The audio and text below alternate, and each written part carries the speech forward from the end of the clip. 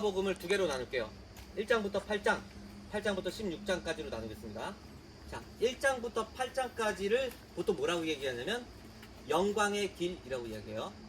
그 8장 또 중반, 27절부터 16장까지를 뭐라고 해요? 고난의 길이라고 얘기하는 거예요. 두 개, 첫째 영광의 길, 둘째 고난의 길이에요.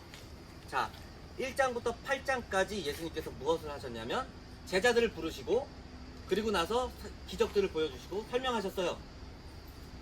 그리고 나서 제자들이 뭔가를 느꼈겠죠. 따라다니다가 이제 8장에 가이사랴 빌립보를 오신 겁니다. 8장쯤 예수님께서 가이사랴 빌립보에 이르셔서 이제 길 위에서 어떤 말씀을 하시는 거예요. 길 위에서 가이사랴 빌립보에서 처음에 사람들이 나를 누구라 하느냐 그랬어요.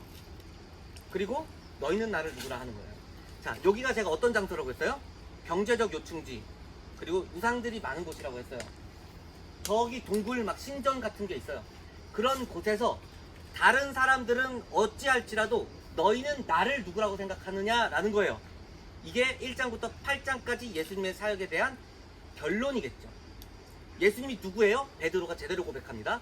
주는 그리스도시요 살아계신 하나님의 아들입니다 라고 얘기해요. 자, 잠깐 마태복음 기준으로 얘기하면 예수님께서 이 고백을 듣고 뭐라고 하냐면 내가 이 반석 위에 교회를 세우리라 이렇게 얘기했어요. 이 고백이 어떻다는 거예요? 좋다는 거죠.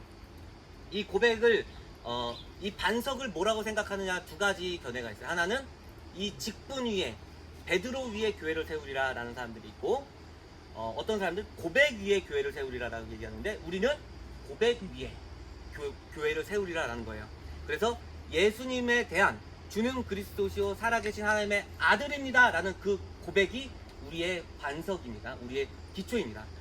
그래서 첫 번째 꼭지로 자 1장부터 8장까지의 결론으로서 제자들 베드로가 예수님을 주는 그리스도시요 하나님의 아들입니다 라고 얘기했던, 그래서 저기서 이따가 사진 찍으실 때 제목이 뭐냐면 둘 중에 하나를 정하세요. 너희는 나를 누구라 하느냐 라는 제목, 혹은 주는 그리스도시요 살아계신 하나님의 아들입니다 라는 제목으로 사진을 이따가 찍으시면 되는 거고, 자, 저는 이것보다 더 중요한 것이 있다고 봐요. 자, 1장부터 8장까지의 결론은 베드로의 고백이었어요. 근데 여기를 제가 길 위의 신학이라고 말씀을 드릴게요. 뭐냐면 8장, 9장, 10장은 이제 가이사랴 빌립보부터 시작됩니다.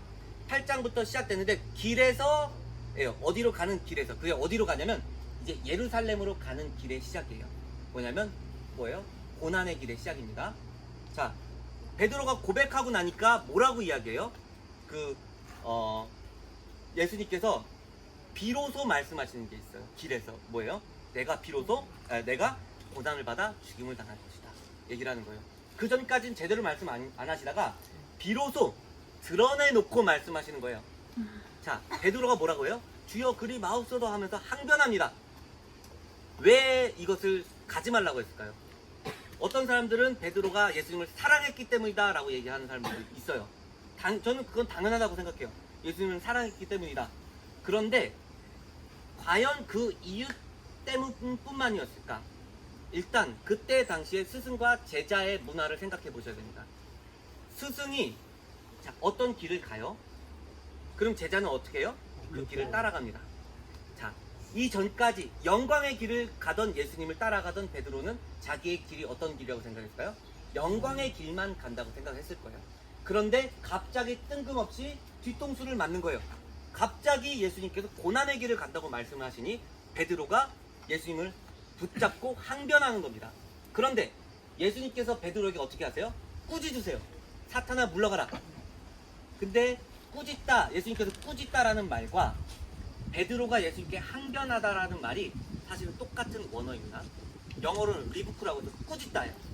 예수님께서 베드로가 어떻게 예수님을 꾸짖을 수 있냐라는 것 때문에 한국 사람들은 번역을 항변하매라고 했지만 실제로는 베드로가 예수님을 꾸짖고 옷깃을 잡고 가지 마세요라고 붙잡는 겁니다. 예수님께서 가시는 길에서 그것을 붙잡고 돌아가게 만들려고 하는 거예요. 그래서 베드로는 예수님이 가시는 길을 싫어했던 거예요. 자기가 가기 싫어서, 예수님이 가는 것이 싫은 것뿐만 아니라 자기가 가기 싫어서, 그랬던 거예요. 그리고 예수님은 근데 꾸짖고 나서 또 길 위에서 뭐라고 하냐면 이제 3번을 말씀하세요. 9장에서도 또 고난을 말씀하십니다. 그때 제자들은 길에서 뭐라고 있어요? 누가 크냐 싸우고 있는 거예요. 그리고 나서 10장에서도 예수님께서 고난을 말씀하실 때 옆에 그 제자 2명의 어머니가 와서 한 명은 주님의 영광 중에 우편에 한 명은 좌편에 앉게 하소서 얘기하니까 자 사실 실제로 예수님의 영광은 언제예요? 십자가상이죠. 그러면 영광 중에 어디에 있어야 돼요? 그 제자들이 십자가상에 같이 달리게 하소서 이런 그런 요청인 겁니다. 사실은 자기의 요청도 모르고 그렇게 요청하는 동상이몽이에요. 8장, 9장, 10장 길 위의 신학에서는 동상이몽을 생각할 수 있어요. 예수님은 예루살렘으로 가는 길, 십자가의 길로 가는 길. 그런데 제자들은 계속해서 누가 그냥 싸우고 있고 막 이런 다른 길을 원하는 그런 모습들을 볼 수가 있습니다. 그래서 여기서 우리가 가이사랴 빌립보에서 생각하면 좋은 것은 단지 제자들 나쁜 놈들이 아니라 사실 예수님께서 그 고난의 길을 말씀하시고 스승과 제자의 문화뿐만 아니라 그것 때문뿐만 아니라 또 딱 못 박듯이 말씀하신 게 있어요. 자, 누구든지 나를 따르려거든 자기를 부인하고 자기 십자가를 지고 나를 따를 것이니라. 그러니까 그냥 때문뿐만 아니라 말로도 정확하게 말씀하신 거예요. 예수님을 따라가려거든 자기를 부인해라. 고난의 길로 따라와라. 요청하신 겁니다. 그런데 제자들이 말렸지만 사실 예수님께서 그 고난을 말씀하실 때 또 한 가지 말씀하신 거 있어요. 그게 뭐냐면 부활하리라. 그리고 나서 그 가이사랴 빌립보에서 엿새 후에 어떤 일이 벌어져요? 변화산에서 그 영광이 얼마나 찬란한지를 보여주신 거죠. 그게 얼마나 황홀하면 여기 머물자고 하겠어요. 그렇기 때문에 우리도 이것도 생각하시면 좋습니다. 우리도 예수님을 믿으셨으면 이제 가이사랴 빌립보에서 이제 시작이에요. 우리도 여기서부터 시작입니다. 지금까지 영광을 많이 맛보셨다면 이제 좀 고난도 좀 감수하셔야 돼요.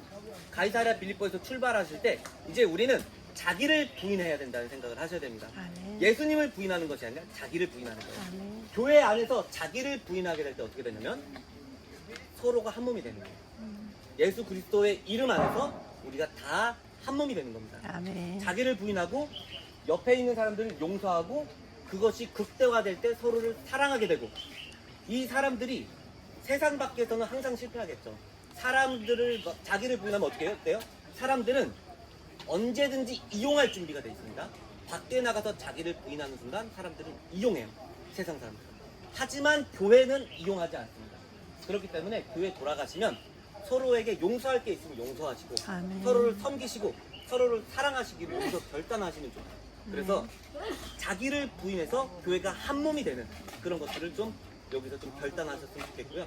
그래서 이제 좀 가이사랴 빌립보 동굴에서 사진을 좀 찍을 시간을 드리도록 하겠습니다. 자,